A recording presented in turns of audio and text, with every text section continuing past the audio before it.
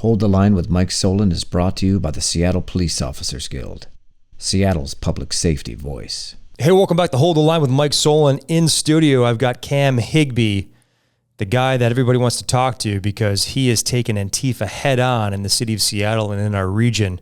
We all know Antifa is up to their shenanigans once again, and it doesn't appear as if our politicians want to hold them accountable. We're going to break down all the current events in public safety. Stick around. The line must be drawn here. This far, no farther. This is where we hold them. This is where we fight. We will not go quietly into the night. We will not vanish. Not a fight. Hold the line! Cam. How's it going? Hey, man, I really appreciate your time. I appreciate you having me. I know that you had a minor concussion. Yeah, yep. I've been hit in the head many times, man, and it's not fun at all. No. It's not, dizziness, nausea, some ear ringing going on, eye flashes. Yeah, the ear ringing could be flashbangs, like, from being at protests and stuff. That's cumulative too, all that stuff. We'll get into a little bit who you are, if you don't mind breaking that down. The biggest thing we don't want to do is dox Cam even further than he has been, but we all know that many cops that have been on the line, no pun intended for Hold the Line, but literally they've had a lot of PTSD from flashbangs and just assaults, hit them in the head, whatever. So tell us about yourself, man. Who the hell are you? And your bit of a background, let the audience know, lay the groundwork into why you are what you are today and why you're doing the incredible work that you're doing. Yeah, so I started in a small town in New York. I started making sort of political commentary videos, dropped out of college to do that. It was my full time as a kid when I'm like 19. Then I made a pivot into journalism after getting banned a bunch of times on like TikTok and stuff. Just posting on feed, right? Yeah. Yep. What it's kind of not a big thing to just gloss over. Like dropping out of college is a big step, man, because we all have ingrained that, hey, go to high school, go to college, get a job, right? Yeah. That's a big deal. Yeah. I've always been kind of a pretty big believer in like find a job that you actually enjoy doing and do that. And for me, it was journalism. I wanted to be a police officer. I was in school for criminal justice, and then ended up dropping out to pursue commentary and journalism. So that's a good pivot. Buddy. I did really want to be a law enforcement officer, but I guess I kind of wanted to be my own boss a little bit more. Well, I guess you kind of are a law enforcement officer now because you're holding as Antifa lunatics to account, right? Yeah. But it will digress from that. So you got involved in the journalism route, posting things, but you got banned a few times, right, because of all the censorship. Roughly what time frame was that in terms of our current political landscape? I started making videos in 2019, 2020, and I think I got banned in early 2021. It was kind of like this back and forth with TikTok where it was, I get banned, I email their team, they tell me I didn't do anything wrong, they unban me, a week later I'm banned again. That happened about 70 times, and then eventually I just gave up. The rules are a little bit extreme. Yeah, I don't even think it was the community rules. I think it's their AI that bans, but the algorithm that bans people. I think that's what ultimately. Yeah, it just flags certain words. Yeah, something like that. Huh. Well, AI is now in police body-worn video, so it's the same thing in terms of the accountability conversation that I've been railing on for a long time. Is a cop just says one word, it's a flag. Oh, really? Right? Yeah, and then you can get hit with, professionalism and whatnot. So it's a huge rabbit hole. Wow. Yeah. I didn't know that. So walk us through, man. You're a local guy, kind of, right? Yeah. Walk us through that, and then how you got involved in the political landscape here. And I just captured this with like public safety in general, right? Because everything I've always said, remove politics out of public safety and you're going to solve most of the problems. But the issues at hand, though, is like everything is politically generated. Everything. 100%. Yeah. Yeah. I moved from New York to LA and worked for PragerU for 2 years as a producer. And then I started working as a journalist for Today's America. That's my current role. And my girlfriend got a new job out here, so we moved to Seattle. I'm fully remote, so I came with, and we got a place here. And it's a great spot, man. Yeah. I mean, the weather is fantastic, dude. Yeah, seriously. It was like, oh, it always rains. No, I don't think it really always does. Maybe a little bit gray majority of the year, but these summers are incredible. The summers are great. Yeah. I find it's more like, outside of the summer, it's more of like a mist. Sometimes not actually raining. It's just damp. Probably rains more per capita in New York than it does here in this state. Yeah. Well, welcome, buddy. We're happy to have you because you've been taking these people on head on, and I'm humbled by your work. Like I mentioned, the police side of the house. You're using the technology, the cameras, and your words and your creative mind to illustrate what appears to be a group of people that are bent on completely turning politics in this nation to their, I think it's a Marxist revolution. Yeah, I agree with you. I think this podcast is really important too, because it kind of shows people that there are, the SPD wants to do something. You know what I mean? Yeah. Thank you for that. Because we're fed up. I mean, just a little bit about. I want to talk too much about what we do here, because I want you to be the focus, because you're the talent in the room here. But our job has been so politicized, and they've been targeting us for a very long time to demoralize us, to remove that calling of why somebody wanted to be a cop. Mm-hmm. And the policies that have been changed prohibit us in a very, very strong way from being effective. Right? We've policied ourselves out of being an effective police force. And so now the calling's been forcefully removed. That's why we've seen 700 people gone in 10 years, 500 past 2020, the majority of that. It's very difficult to find a competent human to want to do this job because of the scrutiny, but we make a good wage. I think it's because of this union, and we advocate for our people that are still out there that still wear the uniform. But we only have like 850 cops left that can do the job. Yeah, it seems like leadership kind of puts you in the crosshairs of both sides of the political aisle, because you do too much, or actually just do your job, and you're targeted by the left side of the aisle, and you don't do enough, and then the right's mad at you. Yep. Yeah. So we're caught in the middle. Yeah. And maybe that should be our role, because we're supposed to be apolitical. Right. So we don't have biases. But what we've seen over the years is that this hardcore violence is particularly from the far left, right? Yeah. The mobs of people that are hell-bent on destroying our nation, inside out. And in the meantime, if they can remove police from being effective in the criminal justice, public safety conversation, then that's one part of the steps of the Marxist revolution. Yeah, it's exactly what they want. They want all of you guys to resign. Yep. Hate your job so much that you resign, or completely castrate the police force and make it so they're unable to do anything. Yeah. And you nailed it. And I think you threaded the needle there in terms of the left is mad at us because we're, maybe too oppressive, right? You don't want to arrest anybody. And then the right is like, why aren't you doing anything about it? Yeah. And we've seen it even relative to, some of the posts you put out in terms of where are the cops? Well, fair enough, man. Fair point. But we don't have anybody. And then everything from our perspective, that's why this union is trying to fill this void, because there's really no other authority outside of good journalists like yourself, because local media is not going to cover this, which is, I guess, expected now. Yeah. Sadly. Corporate mainstream media or legacy media. Yeah. That rail, you can't rely on them anymore. But the issue is, I think more often in these cities that have supported defunding, the populace, the voting block of people aren't really getting the proper news.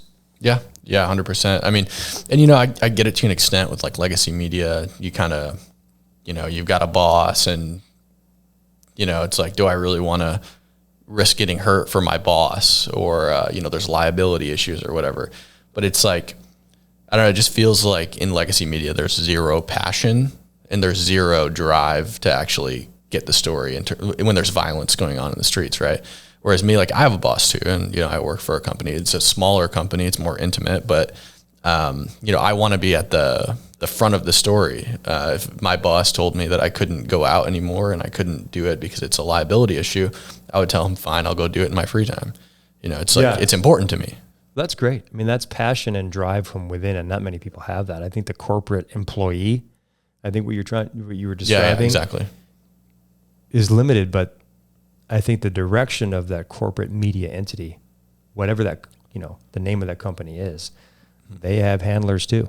Well, I'll tell you this too. I think they kind of get put in a similar situation to you guys in a lot of cases, because it's like, so you guys run into a problem where you can arrest 1 million protesters that are committing violent crimes, but that doesn't mean the prosecutors are going to prosecute them.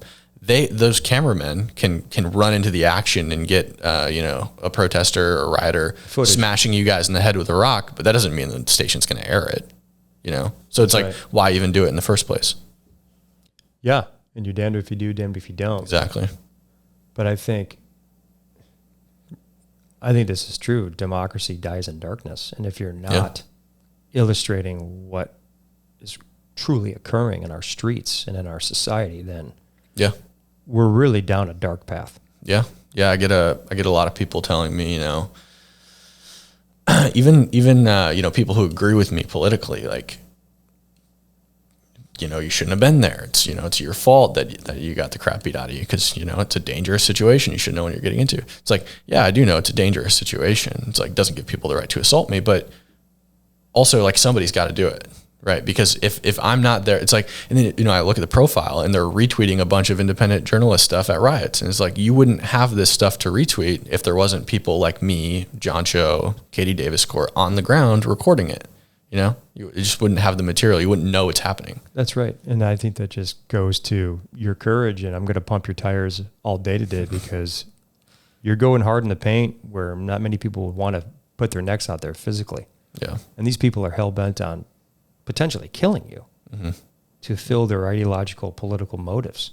Yeah. I mean, that's crazy. Yeah. Political violence is real. I mean, we just saw what in Minnesota, right? Lawmakers, the Speaker of the House in Minnesota, killed at their private home. Yeah.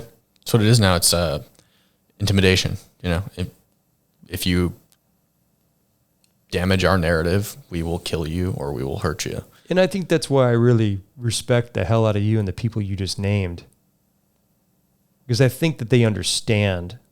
I don't want to speak for them, but I don't want to speak for you either, but I'm trying to capture this in my own mind for the audience here. You guys are illustrating what's at stake. Yeah. And, you know, I don't want to get into your security situation when you're out in these places, but based upon some of the footage here, and we'll play it in just a minute, your life is at stake. Yeah. And it's quite humbling that you're willing to risk that for, I think, our republic, right? Yeah, of course. Yeah. It's First Amendment freedom of speech. Yeah, it's important. It's not even, it's that, and it's also like just how many people are on the streets that, you know, I mean, they were lighting fires under occupied vehicles that were in parked traffic. Why are they in parked traffic? Because they're blocking the street. It's like, easily could have killed some. There were people leaving their cars, abandoning them on the road, women, because they were afraid. And that's stuff that needs to be documented, because if you don't document it, there won't be any pressure. And if there's no pressure, nothing will get done. Yeah, and it'll be normalized. Exactly. And that gets back to, like, say, the corporate media, legacy media, mainstream media conversation. Yeah. If they're not reporting that to the populace, that exactly the voting block here that don't really maybe consume, you know, independent journalists. Is that okay to tag you with that? Independent journalists? Sure. Although you're an employee of a smaller business or company, but if they're not pumping the tires of independent journalists, then nobody really knows what the hell's going on. Yeah, and they won't air that footage. I mean, I've noticed pretty much nobody. Local stations are really covering what happened that night, not just to me, but to anyone, to Brandy, to the people that were just driving down the street outside of the federal building. They're just not covering that stuff. And so it's the same. It's, you know, if I didn't know that was happening that night, and I didn't know the situation in Seattle, how bad it was, if this was like a new thing, or if everybody continued to tell me that these were just peaceful protests and there was no violence and everything was fine, And my friend came and told me, hey, I just drove through downtown Seattle. They took over the streets. It was anarchy. They tried to light my car on fire. Whatever. It couldn't have been that bad, like, couldn't have been that bad. If there's no video evidence, like, people tend to exaggerate things, and you'd think it's an exaggeration, I think. And most people probably do. Yeah. And the only people that would know if it's not documented are the witnesses, Yeah. I mean, based upon some of your footage, man, there's just normal people, just whatever, downtown, maybe going to a dinner or show. Yeah. All of a sudden are met with this vicious mob who just want to prove a political point and light their car on fire. Yeah, they were blocking traffic and telling people that they have to say F ICE if they want to go. Otherwise, they can't go.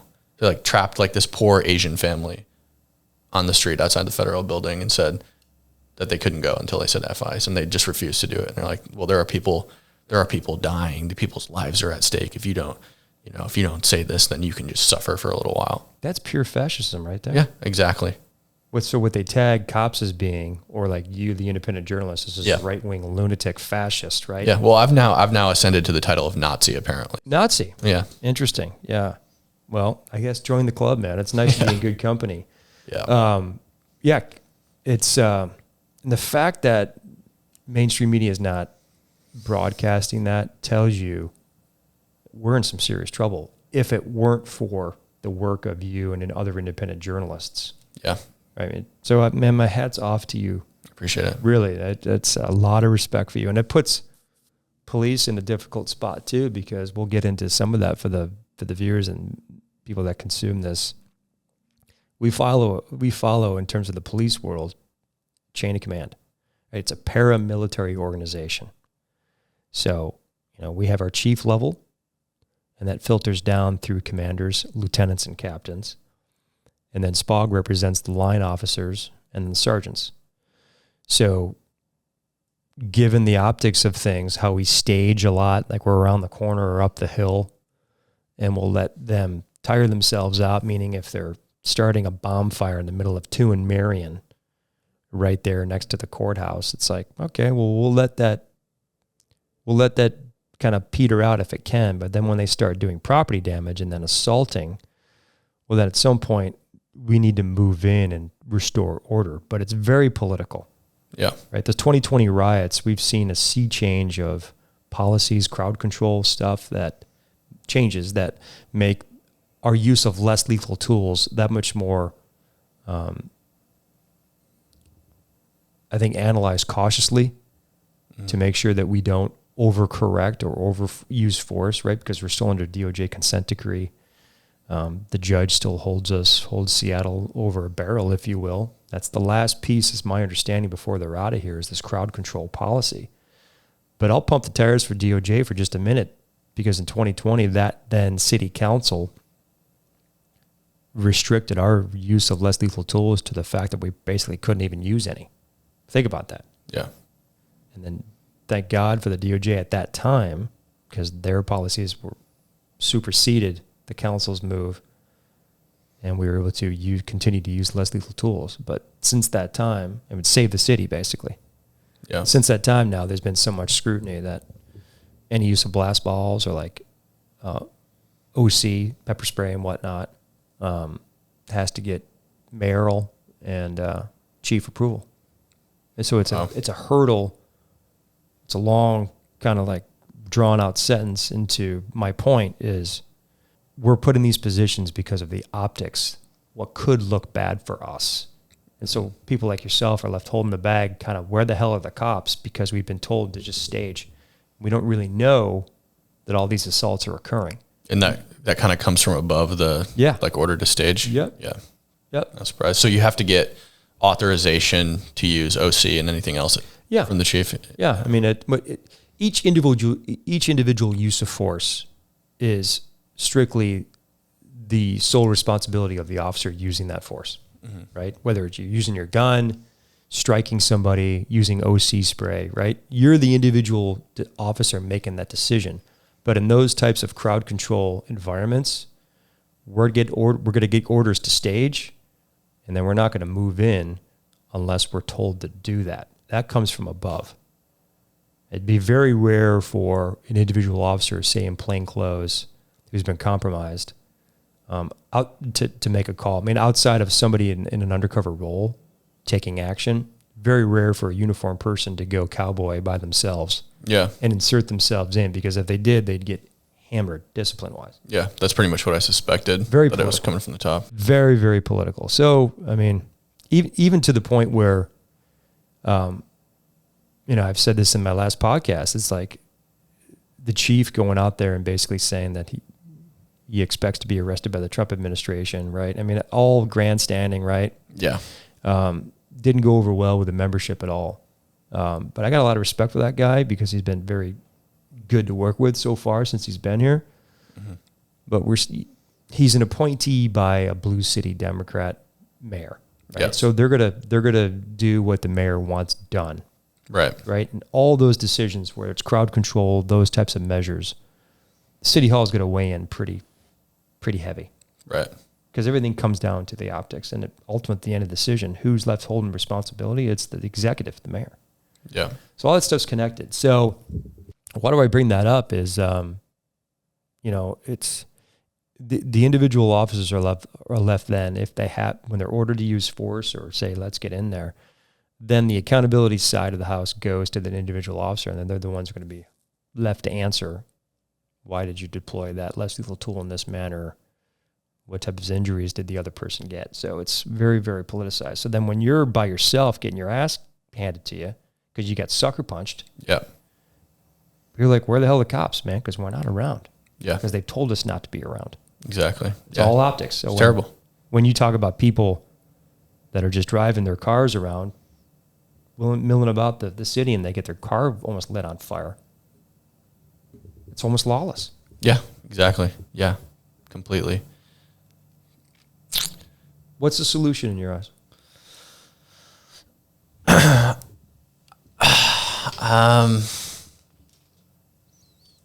mean, the obvious answer would be leadership that does something, but I just don't see that happening. You know what I mean? Like, it seems like the leadership is almost lost, because it seems pretty obvious that there are people in the city, elected leaders, who either want votes out of the Antifa crowd or they're afraid of them.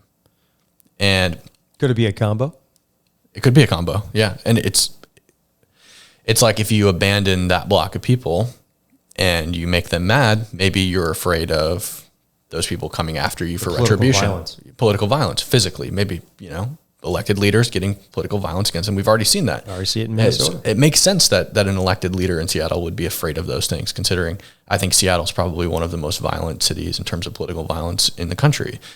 But then it's like, if I were in charge of the city, it's like I would put my people above my own personal safety. You know what I mean? Like, I would rather have somebody come to my house than have people risking their lives driving down the street in downtown Seattle. So what you just conveyed to me is leadership. Yeah. Leadership intangibles, and you've got it. I can see it. I can hear it. Yeah. So I guess let's just expand that a bit. Why do you think Seattle is one of the most politically violent cities in the nation? I've been to a lot of them. I spent a lot of time in LA. I spent time in Berkeley. I spent time in Irvine, California, a lot of places in California.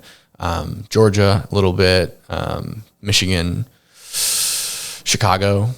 Trying to think. I think we'll get into New York. Yeah, we'll get into the reason why I think Seattle is the most politically violent city, and it's a lot of the stuff we just talked about.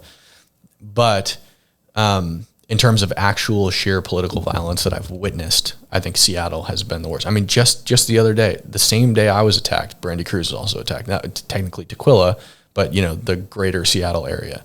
So I was assaulted a lot in LA. But it was not as bad, I guess I'll say. Like, a lot of the assaults were, slap in the face, push down some stairs, whatever. And it's mostly college kids. I did get bear sprayed at one point directly in my eyes, and that sucked. But well, how do they out you? Facial in any situation, or specifically? I think it's just specifically with you, or just how does that basically? Does it generate organically, or does somebody just point you out? Hey, there's that Cam. Let's get that son of a bitch. Yeah. So in LA, I'm probably maybe now I'm more well known here than I was in LA after what happened this week, but in LA they all know me. So like anybody who's involved in the protests, Antifa, we're talking about specifically Black Bloc. Black Blocs, the Kafia people, they all hate me. So I didn't go undercover as much in LA because I'm not like as worried about them doing physical violence against me, like great physical violence as I am here. So I didn't go undercover as much. I would usually wear like a plate carrier and a helmet or something and go out just in case somebody tried to stab me. But does anybody does it say press on your person? person? Yeah, it says press. Yeah. I when I was bear sprayed, I was, by a protester, I was wearing a clearly marked credentials too. And I had my camera up, Yeah. Sprayed me right in the eyes, probably 5 to 10 feet range. And that stuff is a 40 foot range. Blow your eyes up if you're close enough. Yep. So, it is bad in LA, but I think the night scene here is more dangerous. Like I'd be probably worried about like getting shot here. I think you're right. You say that because you got pedigree. I didn't say you haven't been shot, but what I'm saying is that you've got a history of getting assaulted. Yeah. And you being on the ground, I think is reflective of that experience. Yeah. And that's stunning to say because Seattle is 1 million people? It's like 700,000. Right? Yeah. 800,000 people. LA is what? Geez. 11 million 11 in the county. million people. Yeah. And you think Seattle is more violent? Yeah. It's honestly, a lot of people give LA a really bad rap. Like when I lived in New York, everyone's, it's this terrible place to live. It's like this liberal nightmare and stuff. And there are a lot of people there with crazy ideas, but I think LA is actually a good mix. There's a lot of people across the political spectrum there. And it's a pretty good mix. I mean, it's not really like it's a lot. There's homeless problems and a lot of crime and stuff like that. But in terms of the craziness, it's not the. I actually think in terms of the political craziness, Seattle deserves the rap that LA gets. Maybe a better way to, in terms of my view of it, is LA is a little bit more moderate. Yeah, I think the average person is probably a little bit more moderate. Sure. Yeah, and Seattle is more progressive. Yeah, moving to the left, socialism. Yeah, if not Marxist. Yeah, political for sure. Elected leaders. Yeah, I watched 43rd Legislative District. Police abolitionist. Yeah, I watched. When I was at Antiquilla the other day, the same day as the assault, there was a woman there, a rioter, not even masked or anything, and there's the arm that comes down at the DHS facility that lets cars in and out of the sort of their loading area or where their agents leave. And 3 officers, FPS, Federal Protective Services, and then a couple protesters lined up. And I'm embedded with them, so I'm standing on this line that they have. And this woman is just yelling at them, calling them ICE and stuff. And they're like, "Look, we're not ICE. Like we don't detain people who are immigrants. We don't deport people who are immigrants. We are Federal Protective Services. We respond to things like the Oklahoma City bombing. Yeah, we protect the buildings. Exactly. The property. Exactly." And she says, "So why are you here?" And he goes, "Because there are people in this building getting their citizenship today, and we're here to protect the building." And of course, she didn't listen to that. And she said, "You should quit your jobs and become garbage men so you don't get killed in the revolution." The revolution being the Marxist revolution. Exactly. Yeah.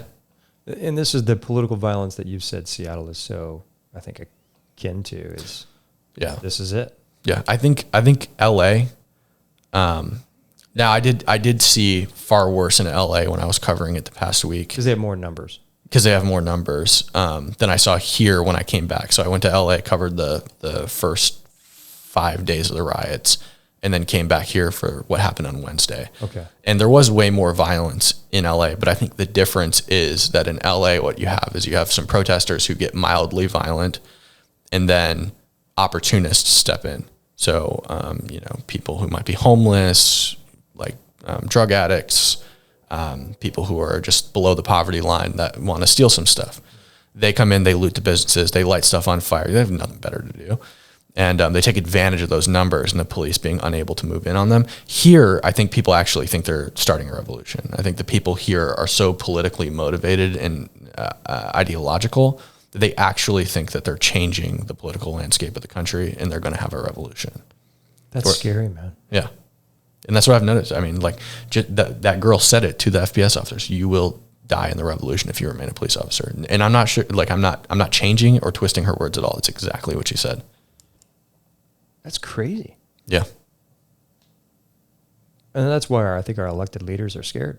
Yeah, I think so too. Combination of being scared, but then worried about getting elected again. Exactly. And then therefore there's really no leadership. It's just a chasm of darkness. And then you're filling the void. To an extent, police are filling the void, or try to. Mm-hmm.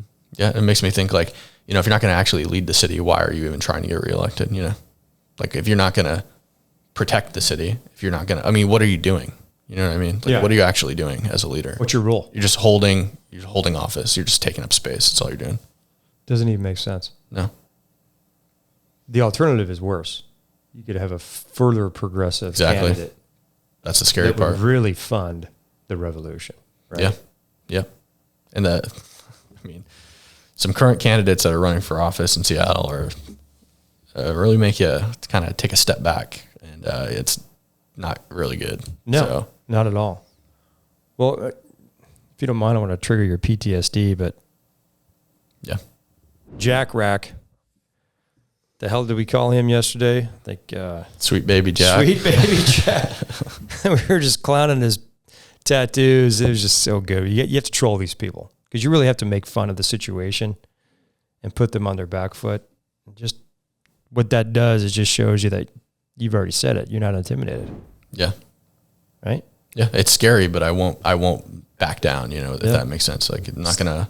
So here it is, basically just going to play parts of your video of, I think you described it in the Ari Hoffman show yesterday. It's you were sitting down and they just kind of doxed you. Hey, there is Cam. Somehow they identified me. I'm not sure clue how. But I was sitting down on the ground and they came up and they pinned me to I was kind of some kind of wall behind me or something on, you know, the federal building has those little half walls, and sitting up on that and on my phone, not filming, hadn't been filming in a while. And they just came up and pinned me to that wall. You was taking a break. Yeah. Taking a break. Yeah, exactly. It was like a lull.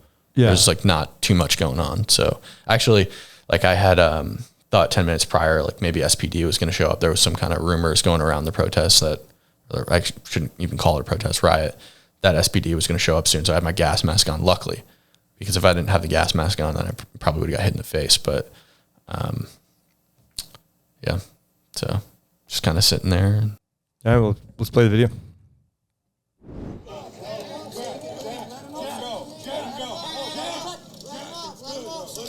There he sucker punches you twice. Pretty strong hits.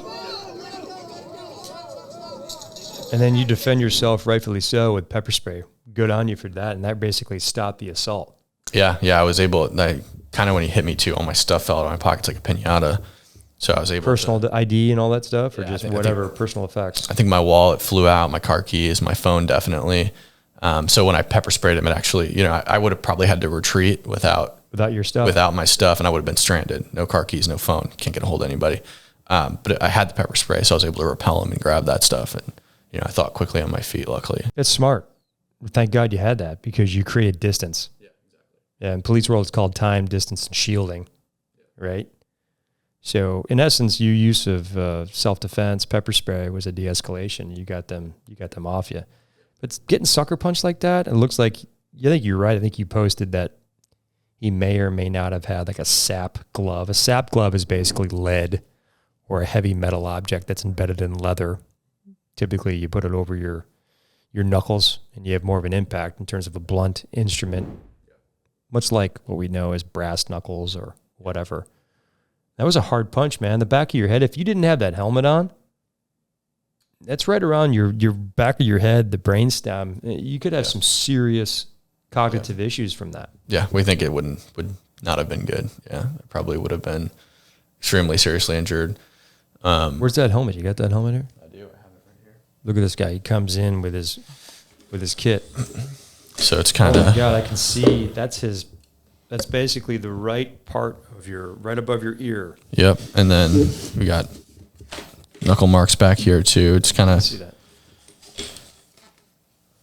Holy cow! Yeah, you can see the knuckle, and then that might have been the second punch there, because that seems like right on the side of your head. That was his first sucker punch. Yeah, folks, I'm looking at it and I'm feeling That's definitely somebody that's got something on their knuckles. Yeah, I think so. Yeah. We've looked at some pictures and compared them up, and there's other pictures of him in gloves, and his hands are real skinny. But that night, I mean, you can even see under some angles in the right lighting, it looks like he has a bulge on his knuckles, and you can also kind of see the bulge of a strap down here, which indicates probably strap. Yeah, yeah. And his punch seemed like it had some weight behind it. Yeah, and this guy wound up. Yeah, exactly. And he's in the comments of my my Twitter post saying, "Oh, they're cotton gloves." Cotton gloves? Yeah, and he also says it wasn't him; it was his doppelganger. He's in the comments. Yeah. Oh, so he's totally trying to deflect. Oh, he's trying to deflect. Yeah, but it's him. We've confirmed it's. Well, you guys have done the police work, the detective work for sure. I mean, credit to Katie Daviscourt doing that, and the work that you've done. Katie did a great job. Yeah, outstanding work. She found him, and she found the most compelling proof possible that it was him. And then I had people who actually know him tell me, and I'm not going to say who it is. Sure, 100% it's him, 100%. And he claims he has this big face tattoo. The police are going to laugh when he walks in, and he's got this big old face tattoo. It's not him. The guy in the video doesn't have a face. He does have a video. The video of him, I think, trying to recover from the pepper spray when he's on the ground, and that's his face. Yeah, he's got a face tattoo. It's very small. It's right here. It's a teardrop or something. Under his right cheek. Yeah, and I think he's going to try to get a bigger face tattoo, so when he gets arrested, it's, where's the tattoo in the video? But I identified him 5 minutes after the assault before I had seen any video, any pictures or anything. Literally, as I just finished running away from the situation, he's got a tattoo on just below one of his eyes on the right or left side. What do you think would have happened if you had not had the presence of mind to go to your self-defense tool, which was the pepper spray? What do you think would have happened to you? Well, I think a combination of that and the guy who pulled him. This is another guy that I know who I've seen on the street a couple times. He just does similar stuff to me, records what's going on. If it wasn't for those two things, it probably would have been a lot worse. I can imagine kicking. He did. He kicked me in the face. So I can imagine. Right at the end there, he tried to get a last kick. Kicks to the gut, probably. I've seen other journalists, friends of mine, get attacked like this, and it you just end up in a fetal position on the ground, getting the crap kicked out of you. Trying to absorb the blows as best you can, so you cover up your vital parts. Yeah, exactly. Dude, that's nuts. Yeah. Yeah. That's crazy. And this isn't even the first time I've had to do this either. Deploy pepper spray. There was a time, this Riley Gaines event that they had in the U District. She came and spoke. Yeah, no, it was actually just a couple months ago. You're absolutely correct. Yep. Yeah, right. It was right after it was either right after or right before the Cal Anderson thing that led to City Hall. Yeah. And so at that event, I was undercover with Katie Daviscourt, and this ginormous Antifa militant, like just huge dude, not just wide but tall. This guy's huge, and then he had another smaller person with him. I think it was a female. We were filming them following elderly couples out of the event. Kill yourself. That's right. I remember that was at U'd Up. Yeah, exactly. Yeah, and so I didn't know you were filming that you were part of that. Yeah, that was all the videos out of that. I think were Katie and I, and so they actually charged at Katie, chased her into an intersection with traffic. And to me, that's criminal harassment. Yeah, and Katie's, first of all, a woman, unarmed, and she's small. And they chased her into an intersection, and they got about this close to her, and then I came up and pepper sprayed it. The guy. Yeah, you felt you had to do that. Intervene. Yeah, and then they chased me down, and then I pepper sprayed them both, and my GoPro had fallen off my body, and they stole it and ran away. So you still don't have that? No, I didn't know they had taken it. I actually saw them leaning up against a wall later, kind of dealing with the effects of the spray. I would have gone up and taken the GoPro back, but I just didn't know they had taken it until I reviewed the footage. I realized my GoPro wasn't on my chest anymore. And do you know if those people have been identified at that Riley Gaines event? No, and I haven't seen them since either. They're very identifiable voices. Well, that gets me into, their anonymity, if you will, their attempts to remain anonymous by wearing face coverings, goggles, masks. Yeah. They say it's because of there are immunocompromised people at the protests. Immunocompromised. Which is funny to me because... A health issue. Yeah, health issue. I'd been to a fair amount of protests prior to 2020. Not a single person wearing a mask ever, right? You'd never wear a mask to a protest prior to 2020 because if you are wearing a mask in pretty much any situation, you're going to assume one of two things. That person is like gravely ill, like on their deathbed and probably shouldn't be out of their house, or that person is about to commit a crime. One of the two. Yeah. And, they veil it with this immunocompromised thing. But it's funny because they'll have their masks down. And as soon as you guys show up, masks up, masks up. Oh, well, that's interesting. Why are you putting your masks up? Because the cops showed up. Are you doing something that you don't want to be seen doing by the people who enforce the law? Well, it's interesting because now what we're seeing based upon, the LA stuff, there's some state senators in California that are pushing legislation. And this comes from Senator Scott Wiener. And this is his post from yesterday. This is his words. We're seeing the rise of secret police, masked, no identifying info, even wearing army fatigues, grabbing and disappearing people. It's antithetical to democracy and harms communities. This No Secret Police Act can help end the fear and chaos this behavior creates in communities. And so I think what he's referring to is those federal ICE agents are wearing face coverings because they're getting doxxed. Yeah, and people are going to show up and have families, Yeah, so that, for people, I've said this in the pod before, I'll say it again. The reason why you're having these federal agents and some law enforcement wear these balaclavas or bandanas, if you will, is to cover their face because in 2020, in the riots, particularly here in Seattle, we had officers on the riot line. Mm-hmm. And per policy and per actually city charter, we have to have a name tag on our Seattle police uniform, identifies who the hell you are.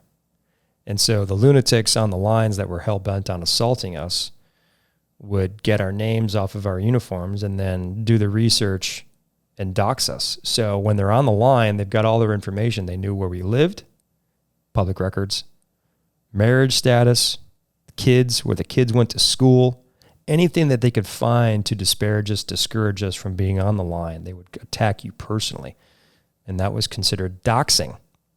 Well, now, correct me if I'm wrong, but what we're seeing is outside of viewing a name tag on your uniform, they're using facial recognition technology to then filter through AI and whatever to do a record check of your personal history, all of your personal information, which could be compromised, to dox you even further. So in an attempt to use black blocs, methods to not be identified by the police, well, the police have to protect themselves because we're being doxed for nefarious reasons. Yeah. And our safety is compromised, not just present in the moment of doing our jobs, but in our off time. Yeah. In our personal lives. Yeah.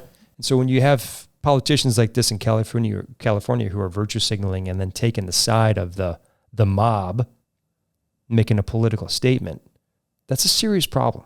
Yeah. I mean, it seems that if police officers can't wear masks, it seems that there should be no reason why protesters are wearing masks. 100%. It should be a modifier on a crime. And it reminds me a lot of this thing that I hear a lot at protests or riots. Why are you in riot gear? There is no riot here. You hear them chant that? Yeah, all the time. They're all in riot gear. They're all in riot gear. They're all in riot gear. Yeah. Like, they're the ones who showed up in riot gear, and then you guys showed up after. And here's, of course, legacy corporate media or mainstream media. The three are the same. It's the same thing. And here's ABC News pumping the tires of that California state senator's legislation, and I'll just read it. It's real quick. A pair of lawmakers in California are seeking to ban law enforcement officers in the state from wearing face coverings amid protests in L.A. against the Trump administration immigration policies. That's what this is all about. State Senators Scott Wiener and Jesse Arreguín, hopefully I pronounced that right, Democrat lawmakers from San Francisco and Oakland, respectfully, announced Monday that they would be filing Senate Bill 627 to ban local, state, and federal law enforcement from covering their faces when interacting with the public. The legislation, dubbed The No Secret Police Act would also require law enforcement officers to wear identifying information, Weiner wrote in a post on X, which I just referred to. And his is his quote, "Secret police behavior tanks trust and must end," unquote, Weiner wrote. During a press conference outside San Francisco City Hall on Monday, Weiner said that the secret police were grabbing people off the street. Fox San Francisco affiliate KTVU reported. Exemptions to the bill would include SWAT teams and officers who wear medical masks during natural disasters such as wildfires, the lawmaker said. Clear riot gear would also be permitted since they are see-through. I don't know who the hell wears clear riot gear. It doesn't make any sense to me. The bill intends to ensure transparency and accountability for law enforcement as well as protect them and the public from potential impersonators. That's a spin. Yeah, we did see the police impersonator in Minnesota use political violence. Yeah. The proposed legislation comes amid several days of protests in L.A., yada, yada, over the Trump administration's immigration policies. The protests prompted President Trump to deploy National Guard troops without the consent of California Gavin Newsom. Well, he doesn't need the consent. He can just do it. Yeah. So that just goes to show you how legacy media fills the gap for the low information person, the voter. It's like, yeah, absolutely, this is outrageous. Yeah. Not knowing that there's nothing in that article, that media corporate spin, that the reason why they're wearing those facial recognitions is not just to, have anonymity. It's to protect themselves because of the doxing threat. Exactly. And there's no secret police. You're on a line wearing a badge. Like Gestapo. It's not like you're completely undercover, just nabbing whoever you can find. You're just hiding your specific identity. You're still in uniform. And I don't know what this is about impersonating police officers, because I've never heard of a single case of a riot officer on a line that was impersonating a cop. And none of the other people around, the other officers around him realize, hey, I don't know this guy. Nope. It's ridiculous. Yeah, it's totally crazy. And so that gets into, how this extreme political violence dictates political terms and impacts our communities for the low information voter who doesn't really digest your independent journalism, which is on point. Yeah. So I credit to you, man. I mean, we need more of you.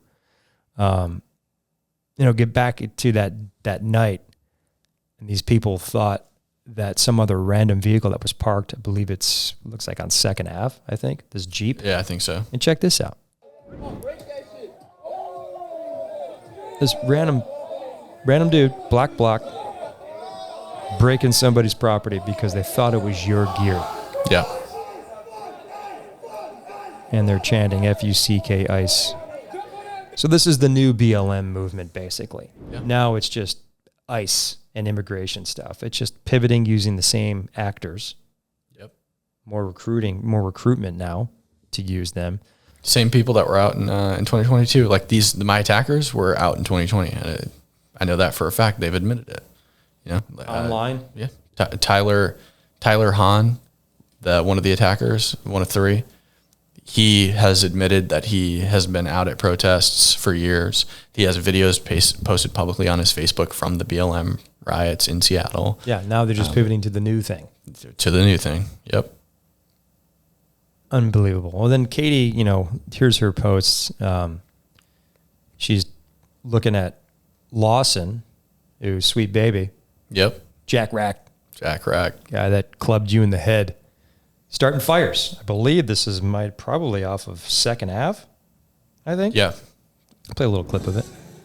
This random moped driving around with a torch. Yeah. There's Jack Rack lighting a fire in the middle of the street. Yeah, he had a can of aerosol. I think he sprayed some of that in my gas mask when flammable liquid. Yeah, when they first. He sprayed that into your gas mask? I don't know what. I don't think it's flammable liquid. Maybe it is, but it's like some kind of aerosol or something. But when they pinned me, I definitely heard a spray of something. I couldn't incapacitate you. Yeah, I couldn't see anything because there were so many hands on the visor of my mask that I couldn't see anything. But they were fiddling with the filter on my gas mask, and eventually when he punched me, if you slow it down, you see the filter flies off from the impact of the punch. Yeah, and so I'm like 70 to 80% sure they sprayed something in my gas mask. It was coughing as I ran away. But yeah, I mean, in that video, the attack video starts about halfway through the attack. That's only halfway through. Yeah, because that's what you're able to just you put out in terms of what you captured. Or whose video is that? It was a bystander. So like I said, it was this lull. So nobody was recording because like we didn't think there was anything going on, right? Yeah. You know, it's such a lull that I'm sitting down, which is very rare at protests. I very rarely sit. Yeah, because you're on your feet. You want to know what the hell's around you. Exactly, moving around a lot, and so it was such a lull. Luckily, those guys were standing next to me and you know thought to turn around and record, and they caught it about halfway through. That's a felonious assault. Yeah. I would say that's a felony assault right there. Yeah. Politically motivated. Yeah. And, you know, possibly see if the modified. cops can prove it. Yeah. Well, here's, you know, Jonathan Cho, another independent journalist who's going hard in the paint. He's done a great job. You talk about a guy that's resurrected his career from legacy corporate media to now being an independent journalist, and he's crushing it. Yep. He does a great job. Does a fantastic job. And, you know, based upon what you've offered, you've put a financial reward to figure out these people that assaulted independent journalist Brandy Cruz, Yep. same day that you got assaulted at the Tequila THS facility. Yep. This is Joe. Now go hard in the paint. Add an additional $3,000 to the reward fund if we get information that leads to the arrest and prosecution of these Antifa thugs. I told him this is the one time I'm happy to be one-upped. So That's pretty good, man. He's doing a great job. And again, these people, if you see the picture, a link will be in the description. They again have their medical masks or their filtered masks. This one that sprayed what appears to be bug spray at Brandy. yeah, wasp killer. Yeah, very, very concealed. Looks like ski goggles, a red hat, Yeah.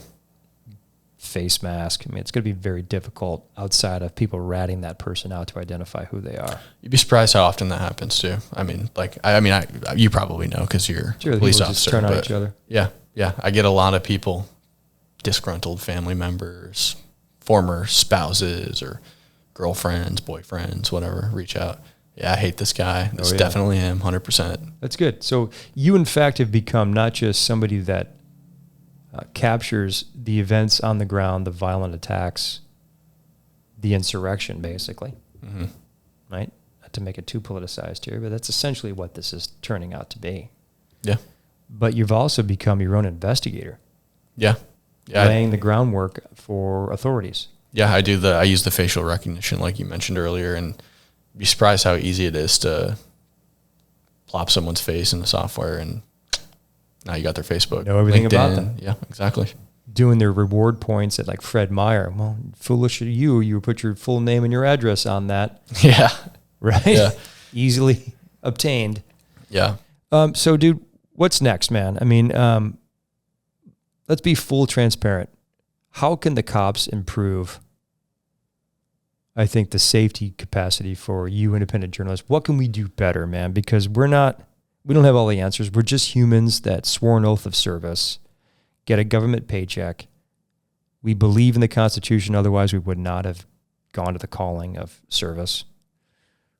You know, we're here to defend the rights of our citizens. What can we do better? Yeah, I mean, I feel the safest when there's a police line in front of me. Unfortunately, that comes at the cost of you guys because they're not attacking me because they're distracted by you. However, it seems that the majority of the problem doesn't come from you guys. It doesn't come from a lack of trying. It comes from your hands are bound, right? Like if I was sitting across from Bruce Harrell right now, it'd be a much different conversation. I'd have a lot to tell him, you know, in terms of things he can do to improve on or completely change about his entire operation. But I mean, I was there Wednesday and, a firework went off and it was just immediately cleared. And that was amazing. The biggest thing I can say is just be there. Antifa threw a mortar firework. Exactly. Because we saw in 2020, a lot of our cops got injured. Yeah. Facial injuries from those big mortars. They could kill you. Yeah, they can. Yeah. And that's another thing where if I wasn't there, Katie wasn't there, would have never got caught. You know, the left leaning media in Seattle already spun that story. But I was standing right next to the officers when that mortar went off, and it must have been over a dozen officers sitting with the bikes and yeah, that was the right in the catalyst. center. Okay, enough. Yeah. We're moving in to clear Yeah, this. exactly. Yeah, and it was excellent. Yeah. Yeah. So just like we saw the Cale Anderson a couple weeks prior to this, And we put out a press release that got really good traction as to explaining Seattle's public safety political reality. Watch that. Yeah. You know, it's we're in a really, really difficult position to be in. And at that rally where they were trying to paint the religious people that had a permit for that park as the right-wing extremists that caused the problem, well, then you had Antifa show, and then, of course, we then got blamed, the police. Yeah. So in 2020, the police were the focus, right? But now you guys are ICE agents. Now we're ICE agents. So which one is it? Yeah. Right. And then I finally just came to my mind. Reason why I brought up the chief earlier in the pod is that we're going to need direction from our command, more so City Hall. Is if ICE agents are in trouble, meaning they're in a position kind of like you were in, where they're defending, basically fighting for your life. Yeah. Not to sound too dramatic, but that's essentially what it is. I mean, look at the knuckle hits on that helmet. They call for help, we're going to have to respond as cops. Yeah. And so then it's going to get spun as if we're helping the immigration arrests, right? Right.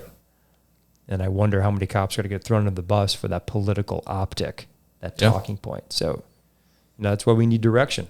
And this is where politics invades intentionally the public safety conversation, which puts us in a bad spot because all we're trying to do is just protect another law enforcement officer who might be another over their heads because a mob is trying to stop the arrest of what they think is a righteous cause.